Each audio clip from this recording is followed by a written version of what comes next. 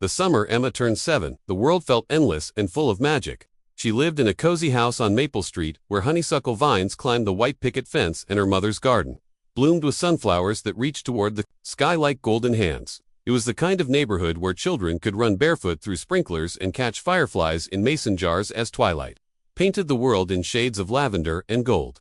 That was the summer she met Oliver. He was 8 years old, with tousled brown hair that never seemed to stay combed, and eyes the color of warm chocolate. His family had moved into the blue house next door, and Emma watched from her bedroom window as moving trucks carried boxes and furniture into what had been the Petersons' empty home for so long.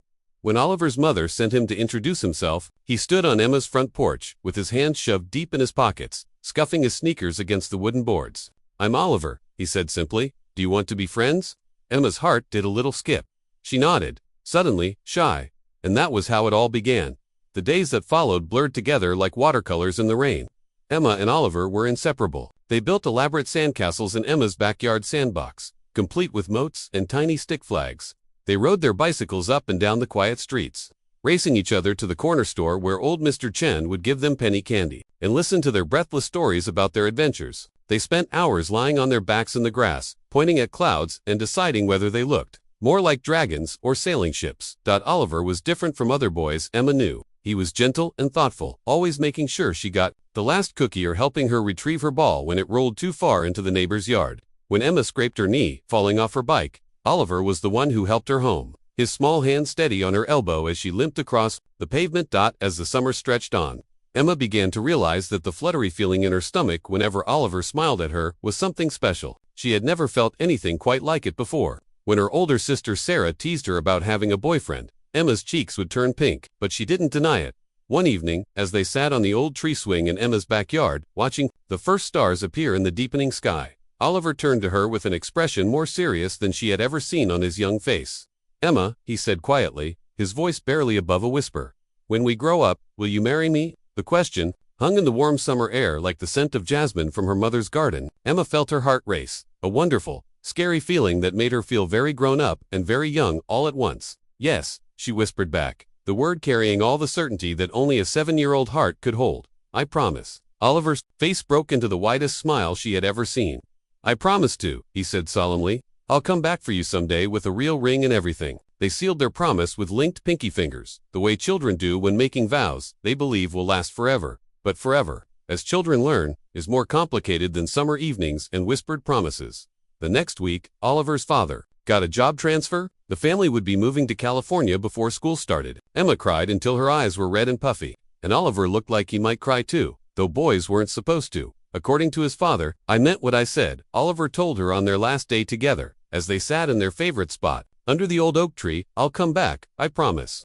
Emma nodded, clutching the friendship bracelet they had made together from colorful embroidery thread. "I'll wait," she said, meaning it with every fiber of her 7-year-old being. The years that followed were filled with the usual childhood milestones. Emma learned to play piano and joined the school drama club. She made new friends and discovered a love for painting watercolors. Sometimes, late at night, she would think about Oliver and wonder what he was doing in California. Were the sunsets there as pretty as the ones they used to watch together?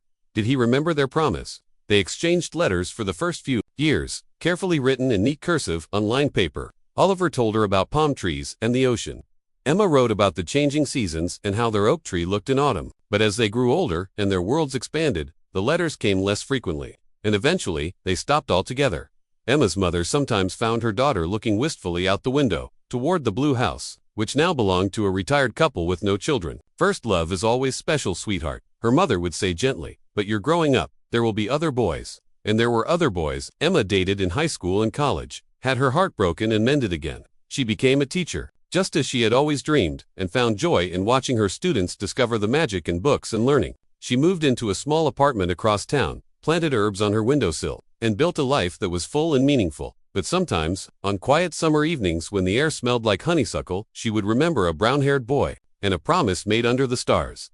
Emma was 25 when she returned to her childhood home for her parents' anniversary party. The house looked smaller than she remembered, but the garden was still beautiful, still filled with the same flowers her mother had always loved. As she helped set up tables on the back patio, her eye caught movement in the yard next door. The blue house had been sold again, her mother mentioned casually. A young man had bought it just last month. Emma thought nothing of it until she looked. up from arranging centerpieces and saw a familiar figure walking across the grass. Her breath caught in her throat. Oliver stood at the fence that separated their yards. But he wasn't the 8-year-old boy she remembered. He was tall now, with broad shoulders and the same warm brown eyes that had always made her heart skip. His hair was still unruly, though shorter now, and when he smiled, it was the same smile that had lit up her childhood summers. "Hello, Emma," he said softly, his voice deeper now but unmistakably his. For a moment, she couldn't speak. The years fell away like pages from a calendar, and she was 7 years old again, sitting on a tree swing with fireflies dancing around them. "Oliver," she whispered, "you came back." He nodded, reaching into his pocket. "I told you I would."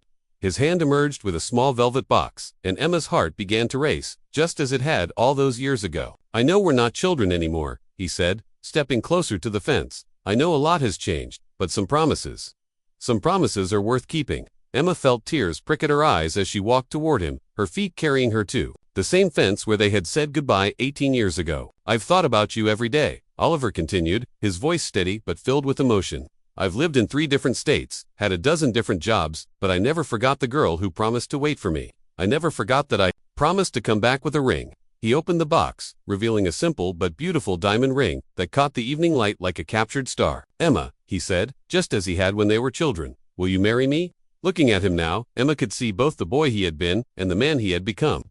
She could see their childhood summers reflected in his eyes, but she could also see the years of growth and experience that had shaped them both. This wasn't the same promise they had made as children. This was something deeper, something real and lasting. "Yes," she said, her voice strong and sure. "I kept my promise too." As Oliver slipped the ring onto her finger, Emma realized that some promises aren't just words spoken by children who don't understand the weight of forever. Sometimes, they're seeds planted in young hearts, waiting patiently through seasons of change and growth until they can finally bloom into something beautiful and true. The ring fit perfectly, as if it had been waiting for her finger all along. And maybe, Emma thought as Oliver took her hand in his, it had been. Word count, 1487.